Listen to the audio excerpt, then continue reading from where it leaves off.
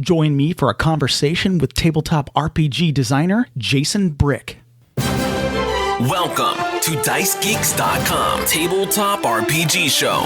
Level up your RPG campaigns by filling yourself with stories and knowledge. Explore topics from archaeology to film history to writing to literature and much, much more. This is DiceGeeks.com Tabletop RPG Show. Welcome to the show. My name is Matt, and I am your host. This is the show where we learn how to become better game masters and better role players by filling ourselves with stories and knowledge. You know, hey guys, it is my pleasure to bring you a new interview each and every Wednesday. I'm interviewing game designers, authors, filmmakers, and others to help us learn more about telling stories so we can bring that knowledge to the gaming table each and every time we get to engage in the greatest hobby in the world, tabletop RPGs. Now, hey guys, if you don't know who I am, my name is Matt Davids. I create tabletop RPG resource books. You might have seen the books of random tables on Amazon.com or DriveThruRPG.com or my own website, DiceGeeks.com. If you're running games and you're overwhelmed with preparation, check out some of my books. They're all geared to help game masters cut down their prep time. All right, now guys, I have a great interview today. Let's dive in. My guest today is a writer and tabletop RPG designer, Jason Brick. Jason, welcome to the show. Hi, Matt. Thank you so much for having me. When were you first introduced to tabletop role-playing games? Casting back your mind to 1980, I was in third grade and in my uncle's basement and found the box set of the original D&D, the ODD, with the three little stapled together books. And I asked him about it. And next thing I know, I'm playing Dungeons and Dragons in the blue basic set, the one they had before the red basic box, but the blue one with the dragon on the front, marketed as Dungeons and Dragons. And that was it for me from there. It's been a consuming and favorite hobby for my entire life since that day. Okay, and so I guess you branched out from D&D? Oh, yes. All over the place. The next one I did was Star Frontiers. Oh, yeah. Which, God. Yeah.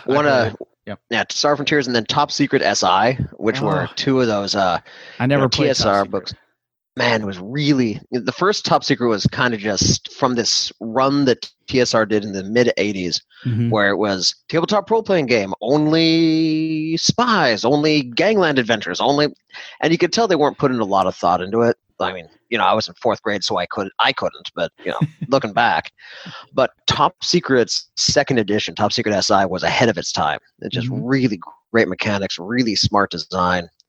And it's because it came out just shortly before TSR started to have a lot of financial issues. It never really got the credit or the market share that it truly deserved. It was a really brilliant game for its time. Yeah, I know I've heard about it quite a bit, but I never played it. But I did play a lot of Star Frontiers, although I don't think I ever played by the rules because I was like 10, 11, something like that. We just run around shooting stuff in spaceships, right? Yeah, I mean, that's that cover art on Star Frontiers was just like for like a 10-year-old boy, you walk into a hobby shop and you see that big dude with a laser gun and his like alien buddy and his hot girlfriend. You're just like that. I mean, that's an instant buy.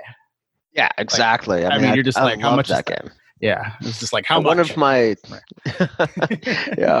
One of my very first rejection slips was I sent a query letter to Dragon Magazine when I was in late high school, and it was for an article called "Are You Now or Have You Ever Been a Sathar Agent?" and kind of go in Red Scare with the Sathar. Looking back, it was completely off-brand for the game, but I love that game. So yeah, you played a lot of the old school games there. Oh yeah. Did you ever branch into maybe like West End Star Wars or something like that? A little bit of Western Star Wars here and there. I played a lot of Paranoia. It's one of my very favorites. I'll play Paranoia until somebody makes me stop. Did a lot of GURPS there for a while, a little bit of Vampire. But I'll play whatever somebody throws down in front of me. Well, just to let you in on something, just today I also recorded an interview with Bill Slavacek, who was the co-writer of the Star Wars West End Games source book, and then went on to do many, many things in Dungeons & Dragons. Yeah, Very so that cool. was a lot. I geeked out pretty hard on that interview. I'll tell you that. Yeah, so that's great. Oh my lord! Oh my lord! Oh my lord! Oh my lord! Oh my lord! Yeah, no kidding. Pinch me! Yeah, no kidding. Yeah, it was something else because that role playing game, that was one of the ones that hit the right spot because I was at the right age. Yeah. It was easy enough to play. I could tell somebody, "Oh, hey, do you know Star Wars? Yeah. Do you want to play in the world of Star Wars? Yeah." And it's like, I can show you how in like 25 minutes. And they were in, and I was just able to introduce a ton of people to the hobby through that Star Wars game. It was great. Wow. But now, so you're playing, and so that's where a lot of people stay. How did you then end up writing for tabletop role-playing games? Well, I became a freelance writer as my primary profession about 10 years ago now, coming on to 11. And after I got some of those hits and got that portfolio developed, I started reaching out to game companies. Okay. Before then, I'd had a couple of assignments in, regional hobby magazines, those things people turn out in their basement and staple together and sell for $1 at the local hobby stores. I briefly marketed a game of my own called Balls of Steel that ran like 25 sales over the course of 2 years in my last year of college. But as I started getting more confidence and more skill with my writing as a career, I started reaching out to tabletop role-playing game companies. First one to bite was Steve Jackson. They carried probably a dozen or so of my articles in their Pyramid magazine. And then I went on to do some work for Green Ronin, for Modifius, for KSCM. I'm forgetting somebody now. Oh, yes, Mongoose has been letting me write for Paranoia for a little less than a year now, which is just, I'm shaking with glee at that because that's been a lifelong dream, if I tell you what, right? So, how does that feel then? Oh, I'm so happy I can't even stand it. My brother, who lives here in my house with me, he has been known to come out and see me hard at work, quote unquote, surrounded by game manuals, typing away and grinning manically and swearing at me, then going back to his room. So there you are at work. Reading role-playing games.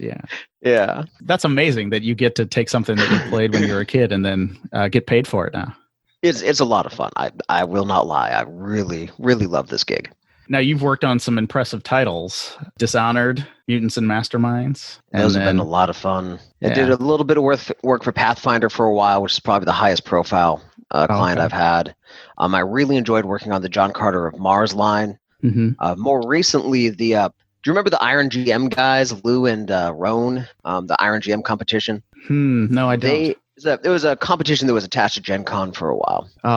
They went on to produce Grimmer Space, which was a horror game laid over the top of the Starfinder rules from Paizo.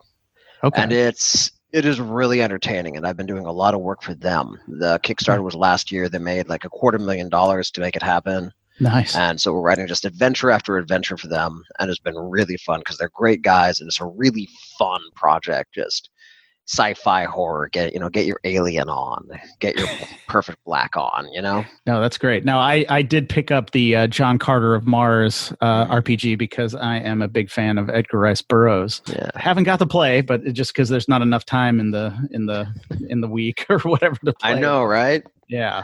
So many awesome games. Yeah. Like, what did you get to do for John Carter of Mars?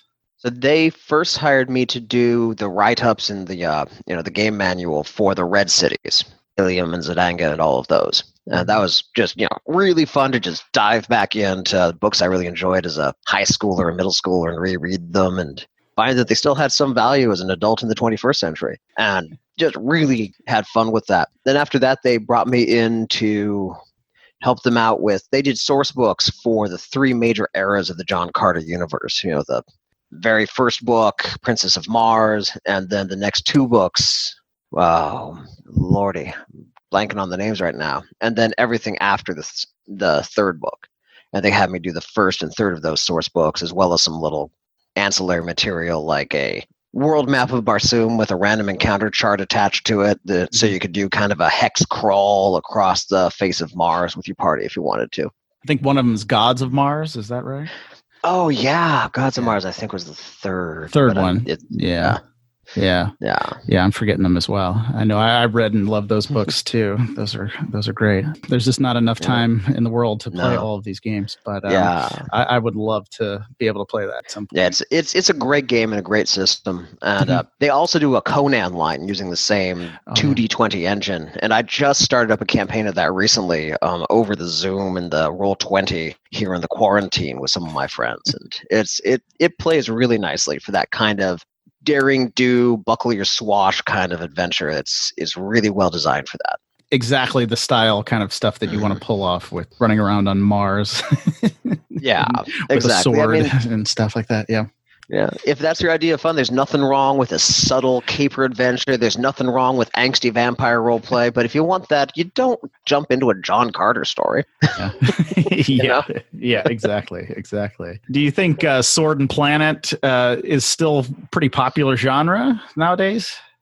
Well, the sales numbers seem to support that a lot. Okay, I cool. was a little surprised, right? But that terrible movie they made turned out to be okay. Yeah. I mean, Gladiator did well. The Far Gray Master series also do really well. You know, it's always, there's something about it that still triggers something in all of us, and it's fun. Yeah, I think it is something about kind of the freewheeling kind of adventure kind of thing. Yeah. No, that's really cool. I think there's something about the simplicity to it too, I think. Especially now, life is so complicated. All of our decisions are so morally ambiguous because you can't go buy a candy bar without knowing which corporation is ruining some country on the other side of the world to make that chocolate come to your hands. It's very difficult. Life is so complicated. So, any fiction where there's a clear good guy and a clear bad guy and a clear path of people to behead on your way from A to B, I think that really is weirdly comforting in a way in the current environment. I agree with that. I think kind of the ability just to take a stand on something and know that it's right, just kind of, I don't know, it's empowering, right? Yeah. Why not be an awesome hero on Mars, saving the inhabitants from evil wizards or whatever it is? Yeah. Why not? Yeah, why not? Because that mad scientist, he needs to be out of here. That's right. Yeah, and there's no objections to that. Well, the mad scientist objects a little, but that's part of the fun. Well, sure, but nobody else does. Even right. the Nobody people who work important. for the mad scientist don't want that guy out of here. So yeah. Now you've also written. I think it's a series of books around random encounters. Isn't that right? Well, yes and no. There's a series of books out called Random Encounters, and I co-write that with a fellow Fear the Boot community member, Jeb Brock. And it's called Random Encounters, but it's actually full of role-playing advice and ideas. Yeah. So it's not, for example, a book full of random encounters you can insert into your game, although some of the entries are exactly that, but that's not all they are. So why did you kind of start that project? Well, interesting story. Because I'm a freelance writer, one of the things I love about that job is that I'm location independent. As long as I have internet connection, I can work. Mm-hmm. So in 2014 and 2015, I took my sons and we went and lived in Malaysia for a year, so that they could have the experience of living abroad. And for example, my older son, he's turning 20 this month, but he was there and old enough to really understand it, and to this day appreciates drinking water fresh out the tap, because over there we had to boil it first, just for them to get there and understand the things this can teach you.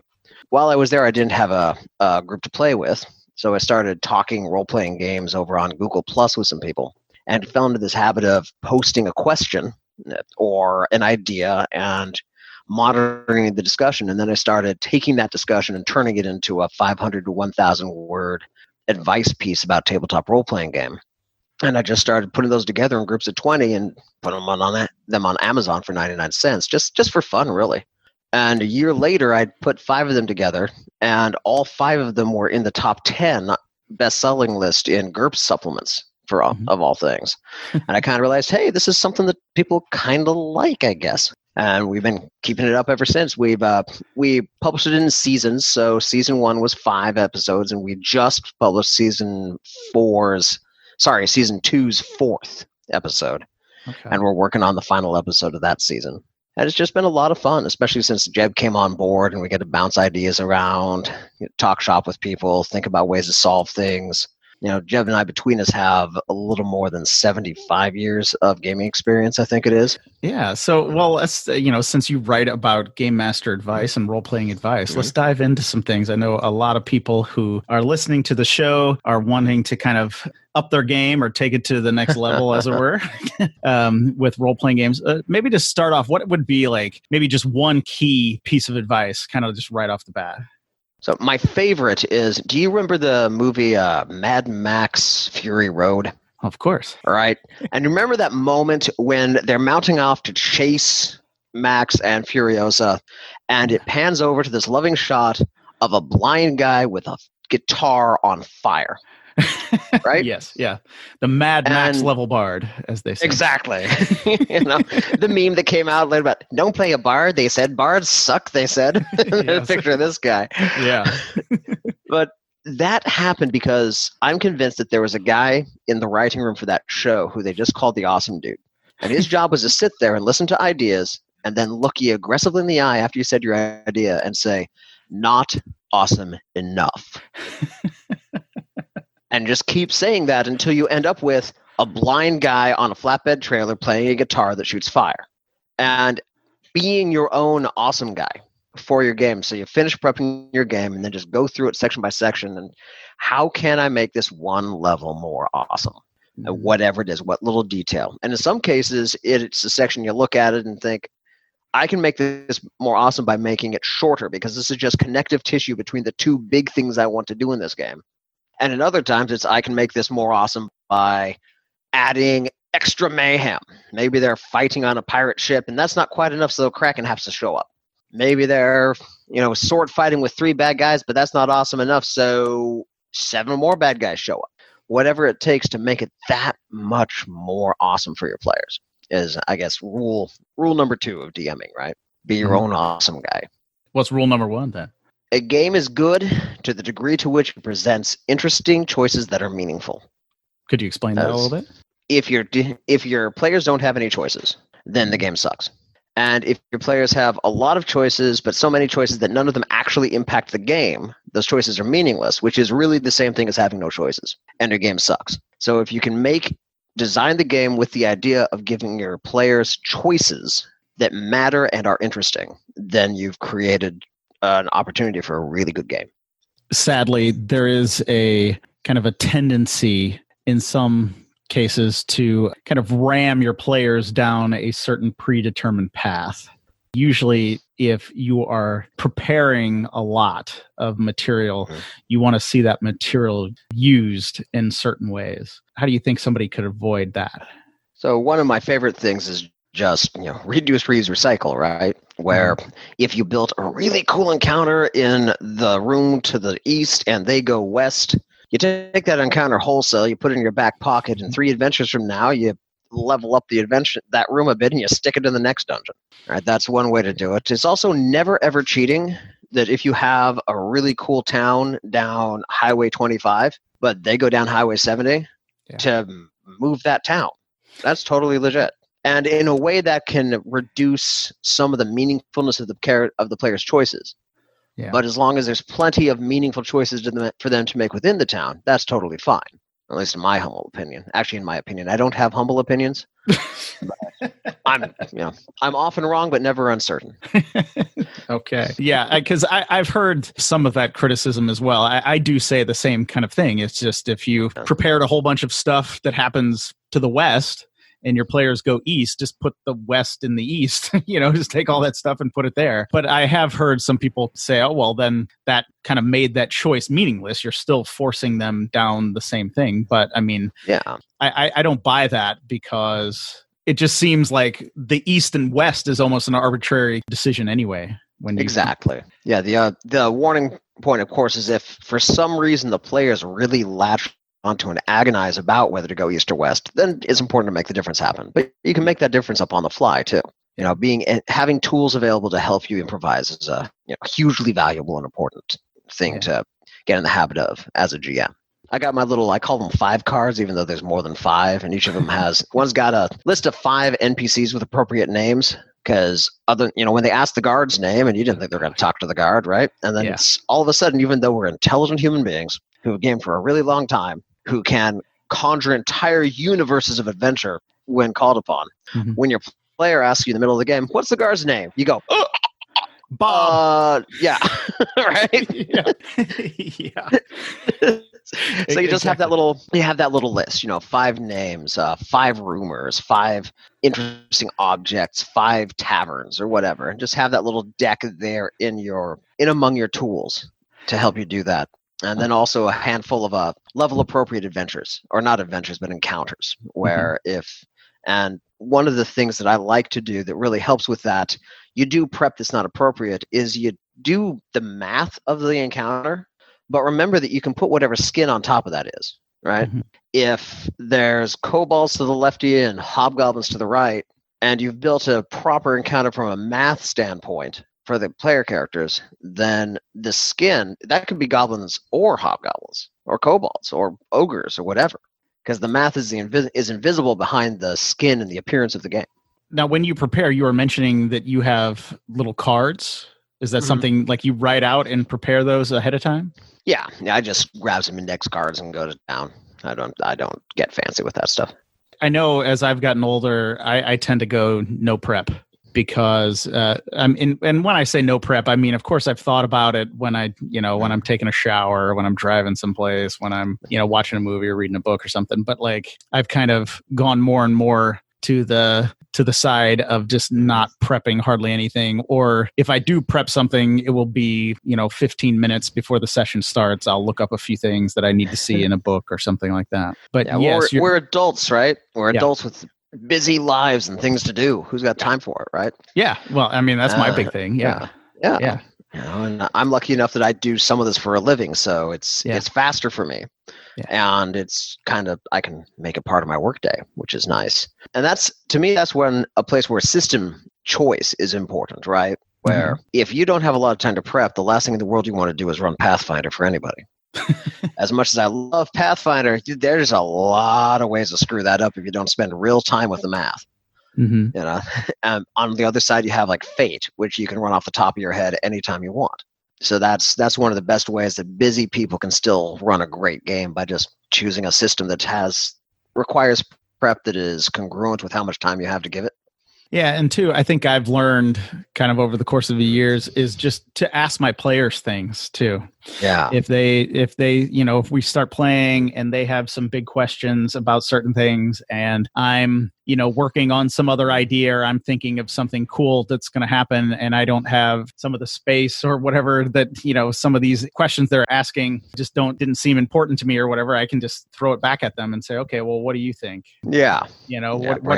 What do you think this is, or what do you think that is, or or where is this, or something, and just kind of throw it back on them. And I think that helps them then feel more involved in the system. I think back in the day it was just like the game master kind of decrees things from on high or something, and the players just kind of follow along. But now it's just like realizing that if you start asking them some questions, they feel more invested in the world because they're actively adding to it as plays going along. Absolutely. They get more invested, they get more agency. No, I absolutely agree with you. That's a great technique. And the beauty with that is it can be used no matter what system you're running, because players, as you know, right, they'll ask you questions that you just never even thought of. Yeah. Just never thought of. You're just like in a town or something, and you're just like, okay, all these cool things are happening. They have a lot of choices they can go to, and somebody will randomly just say, oh, where's the general store? Who's the captain of the guard? You're like, what? Yeah, you're like, Bob. Yes, Bob. Bob. They're all Bob. Yeah, it's ridiculous. Yeah. A technique that we use, and this is actually an example of the kind of thing we put in the Random Counters books, is a mechanic we call the luck die. And it's a 6-sided die. I happen to have one that's about 2 inches on a side, and so we use that one. And anytime something's supposed to happen that I haven't prepped for, and the example I use in the book is that the PCs are coming into town and they decide to chat up the guard at the gate, who I had no reason to believe they would ever take notice of. Yeah. Right. And so you roll the luck die, and low is bad, high is good, 6 is extremely lucky, 1 is extremely unlucky. So if you happen to roll a 6, that guard served with the paladin in a crusade 4 years ago, and the paladin saved his life. Right. And then you follow the story and the implications. If it's a 1, the rogue absolutely has slept with that guard's husband. Right? Yeah. And it's vitally important that that the players have to roll the die. The only players roll the luck die. So I'm not to blame for any of this. Yeah. Well, that's interesting because I use a thing that I had been calling like best case, worst case, and I use a 6-sided die, and I'll have my players roll that whenever they ask me a question that I just hadn't thought of. And if they roll a 6, they can basically just tell me what would be their best case scenario. Yeah. Oh, the captain of the guard is your cousin and your best friends. You roll a 1. The captain of the guard always arrested you when you were a teenage delinquent or whatever it was. Exactly. And he hates you or whatever. When I started doing that, probably 10 or 15 years ago, it just took a ton of stuff off of me as the game master while I'm sitting there, trying to do all of this other stuff, trying to get some of the math ready, maybe for a big encounter or something. And, here comes a question out of left field from one of the players. And you're just like, I have not thought of this. I don't even know the answer, but it could be cool, and I want to give them an answer. Well, here, roll the die, get an answer, and we'll go. I even sometimes, if they're asking me even simple questions like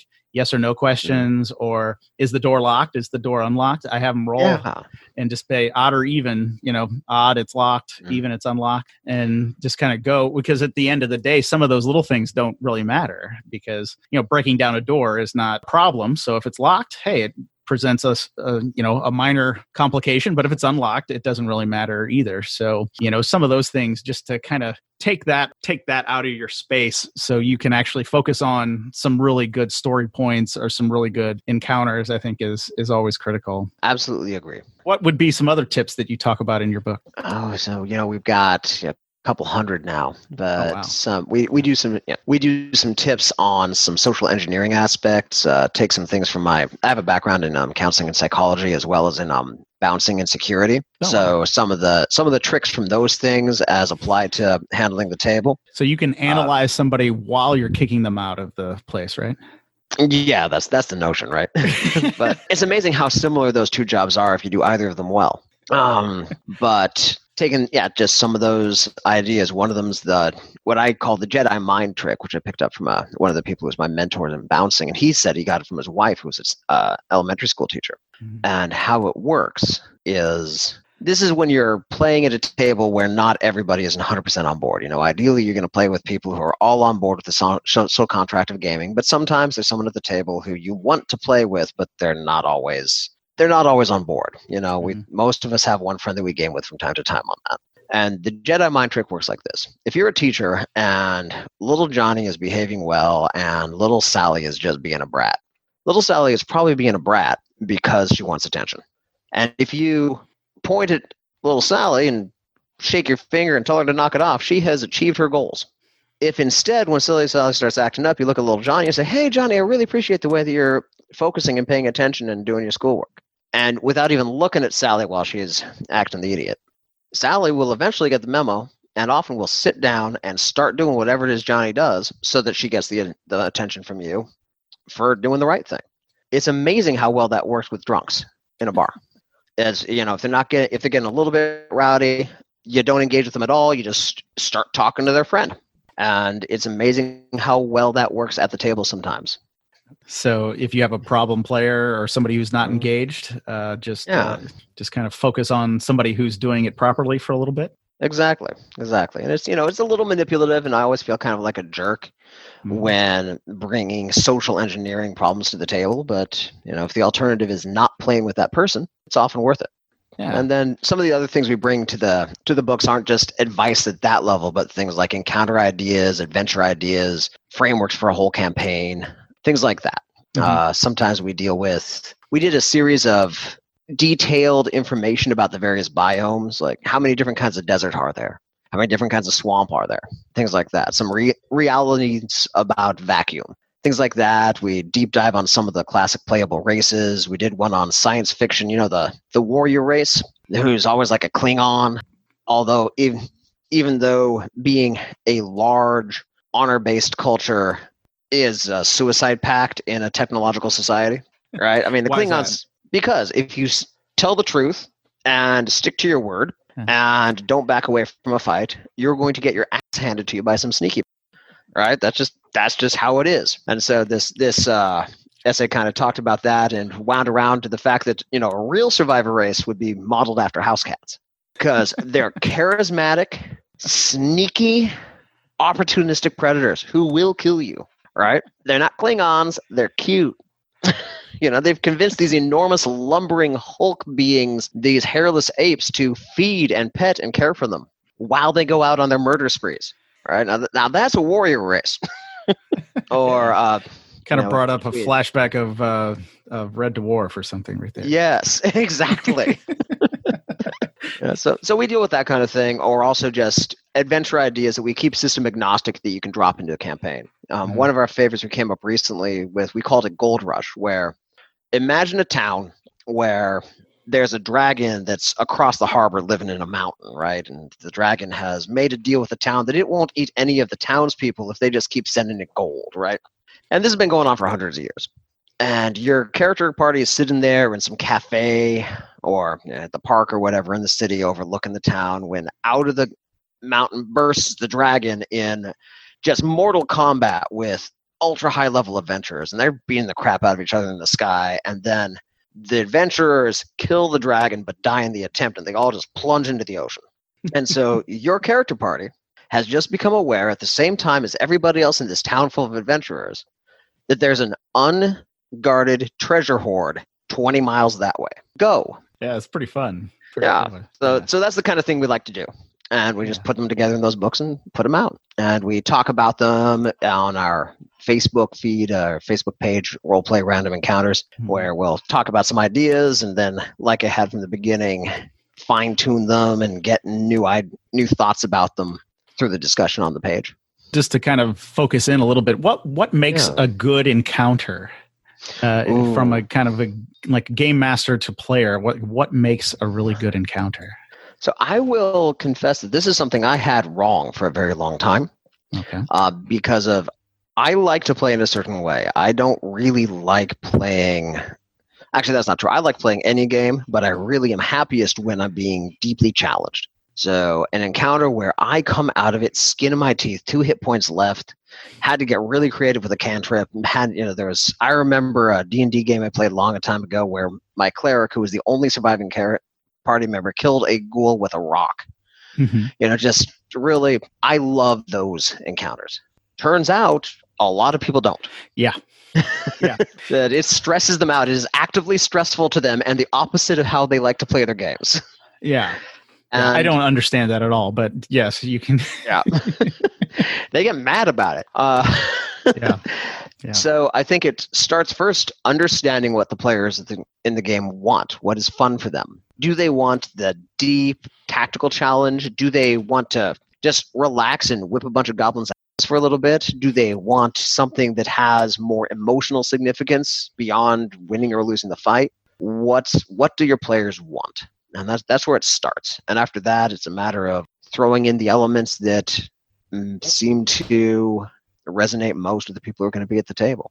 And I know that's a lot of really kind of useless general information, but it's where you start, I guess. I feel the same way that you do. I want to be challenged, and I want to have to use my own imagination and kind of wit and cooperation with my fellow players to get out of a tough encounter and then, feel good about it at the end. But there are people who are like, well, you almost killed us. Like we almost died in that encounter. And it's just like, I don't get that at all.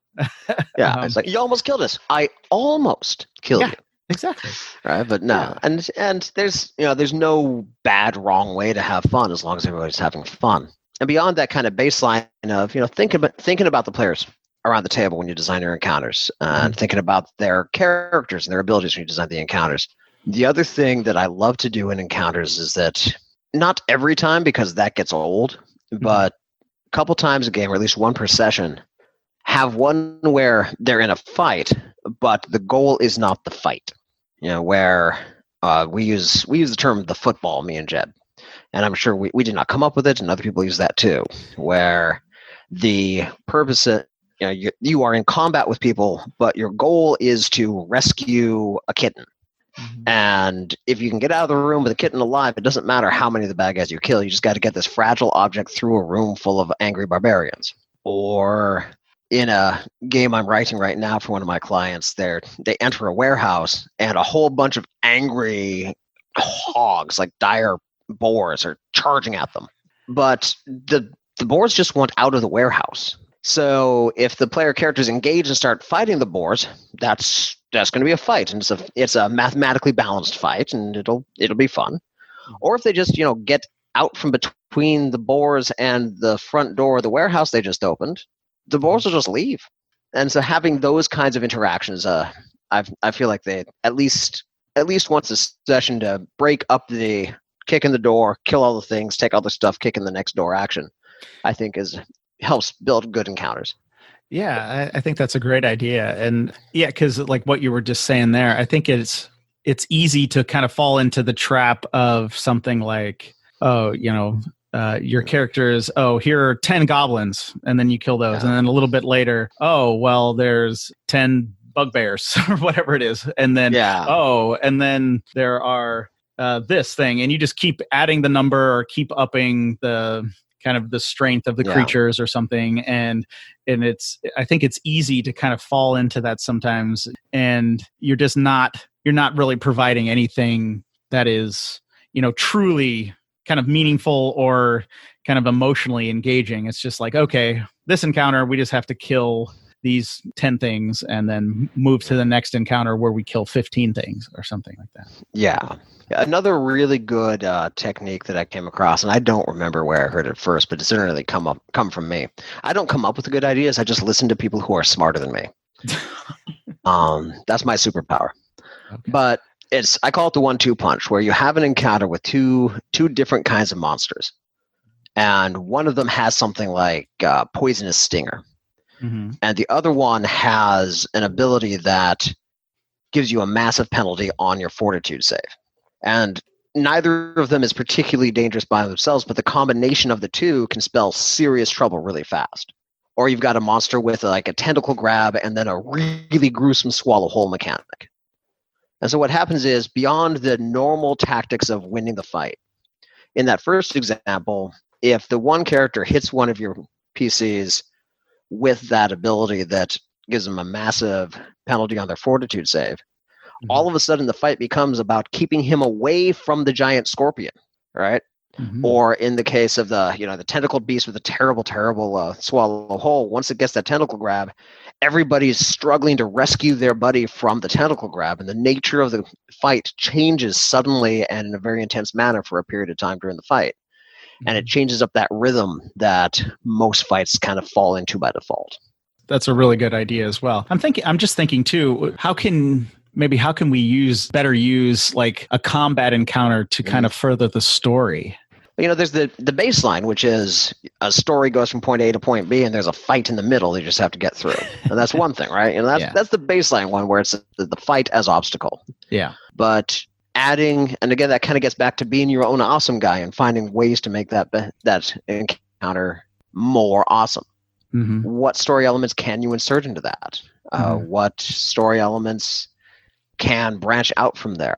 What even small pieces of color commentary or local splashes of information about the campaign world, right? Instead of a featureless 30 by 30 room, it's got a fresco on one wall of some palace that they've never seen before. And then 2 adventures later, they find out that they are going to be going to this palace that bears a remarkable resemblance, a little bit of foreshadowing. Any little details like that can really bring more of the story in the world into position. I absolutely agree. And I think too, sometimes if you just, while you're running a session, if you just describe certain things, like if you just kind of think, oh, that's kind of a cool image or something, and you describe that a little bit, your players will latch onto that like you have planned this whole story arc around that thing, even though you thought it was just kind of cool to say, oh, the bard had a kind of a multicolored cloak or something. They'll just build some story out of that, and you'll hear them talking talking at the table about that, and you can just use that. Then you just take what they're giving you and just insert it into the campaign. Yeah, and run with it. All of a sudden, the multicolored Bard Guild is a whole thing. Yep. Yeah. Right? It's a whole thing. Yeah. It's a whole big thing. And the players think they're geniuses because they're like, man, I knew it. I knew that was something, the way he was describing that, and just making it up. Yeah, it's fun. Yeah.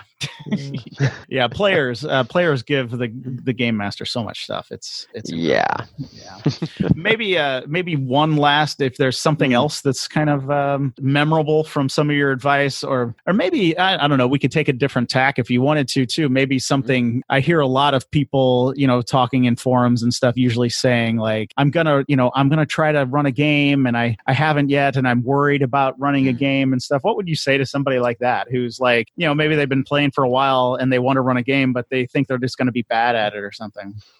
Just to remind them that there's no wrong way to have fun.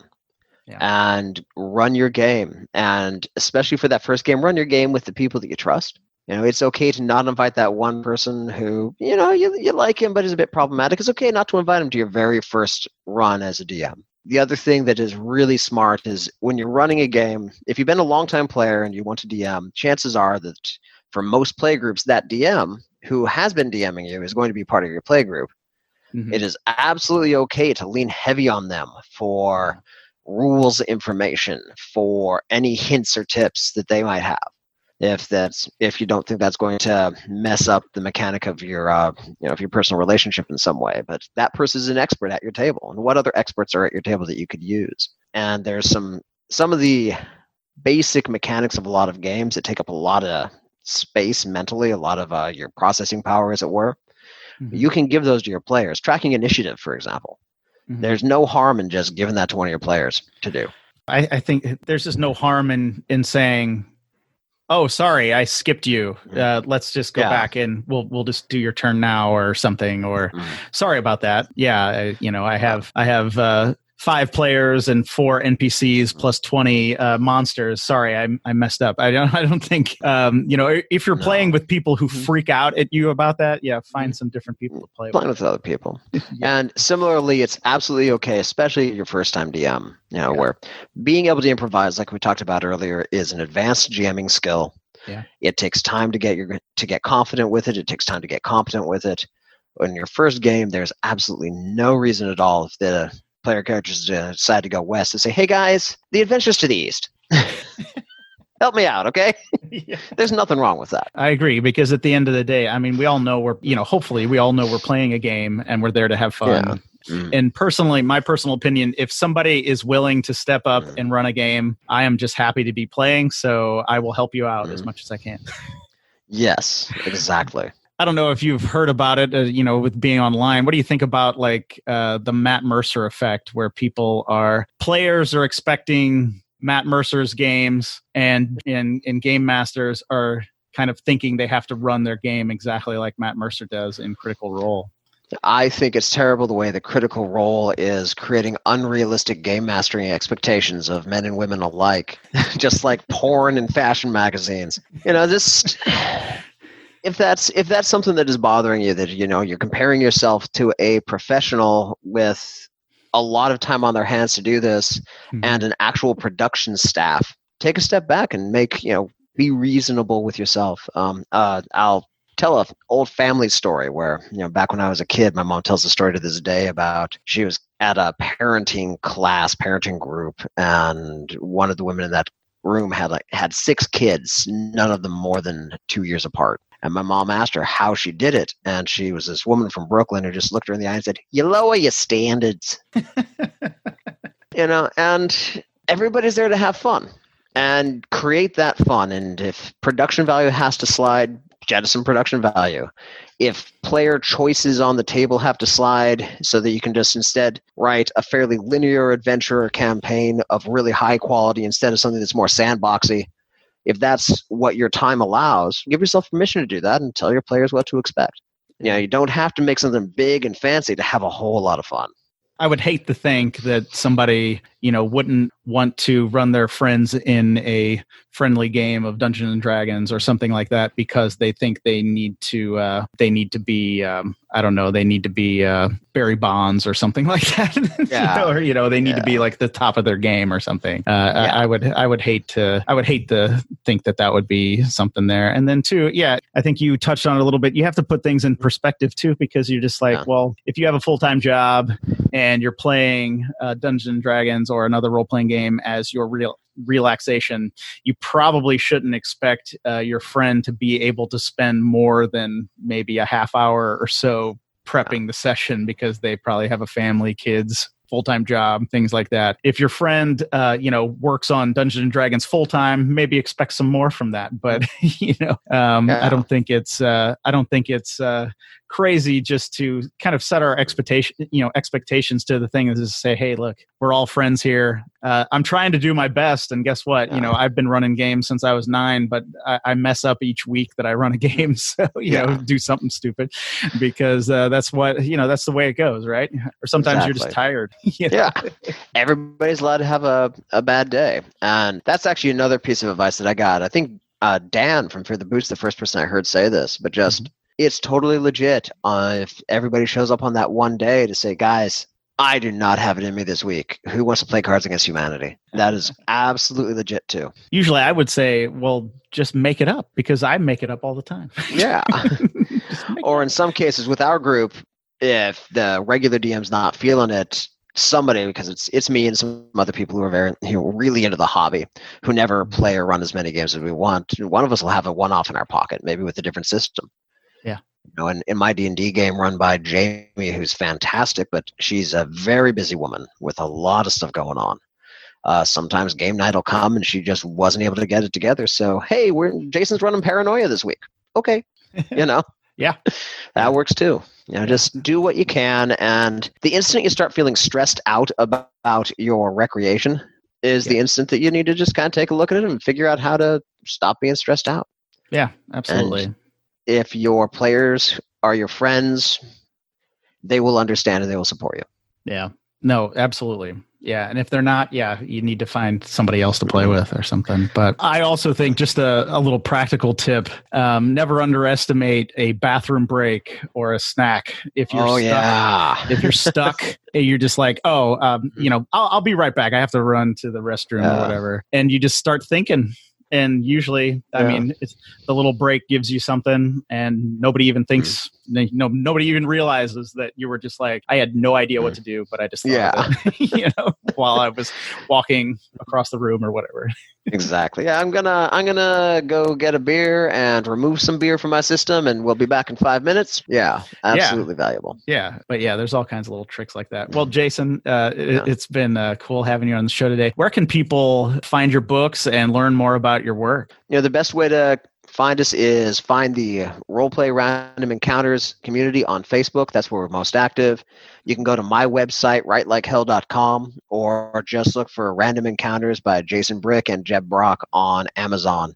They're 99 cents during the quarantine, so everybody has plenty to read. And there's a couple that are free for the Kindle Unlimited thing, but I always forget which two they are. If I had to guess or bet on it right now, I'd say it's volumes 1 for both season 1 and season 2. All right. Well, I will make sure that I put links to all of those, to your Facebook community and to your books, in the show notes for this episode at dicegeeks.com. So anybody who is listening can head over to dicegeeks.com, find the show notes for this episode, and be able to check out your books and your Facebook community there. So, outstanding. All right. Well, Jason, thank you so much for taking the time to be on the show today. Thank you, Matt. This is really fun.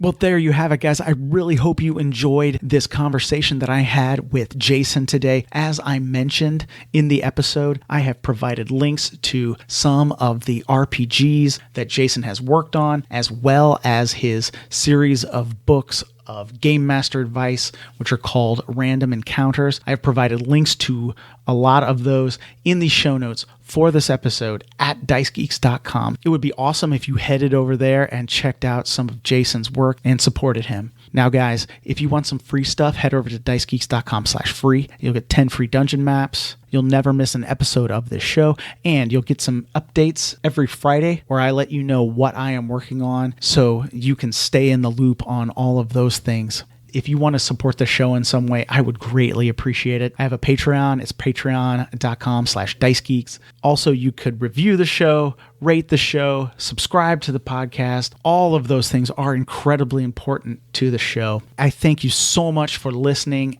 And until next Wednesday, keep gaming.